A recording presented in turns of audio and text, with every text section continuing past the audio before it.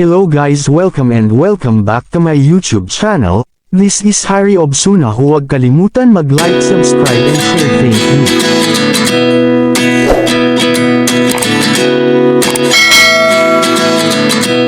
Video na ito ay ituturo ko sa inyo ang bagong paraan kung paano mag-download ng mga video sa TikTok ng walang watermark.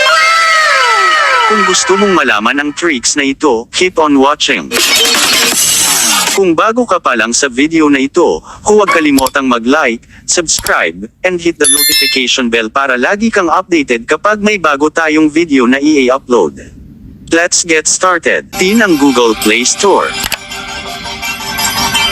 Dito sa search bar, search ang Top Clipper.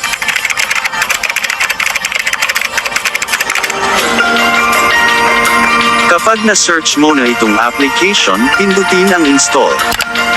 Maghintay po tayo ng ilang minuto para ma-download ito sa ating mga smartphone.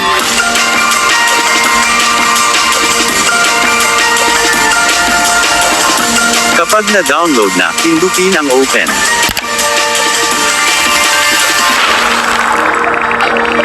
Pindutin ang continue. Dito sa itaas, pindutin ang skip. Kapag may nag-pop up, pindutin ang allow. Dito sa baba, pindutin ang download. Bago tayo mag-download, punta muna tayo sa ating TikTok app. Pili lang po kayo ng mga video na gusto mong i-download. Kapag nakapili na kayo na gusto mong i-download, pindutin ang share icon.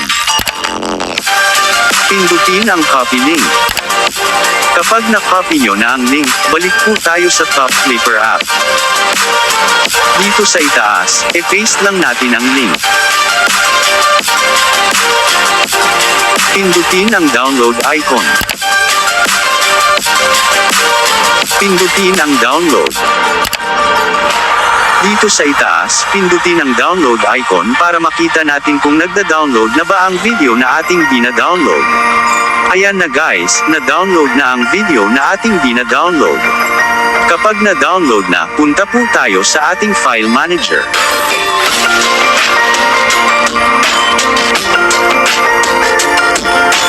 Pindutin ang download file.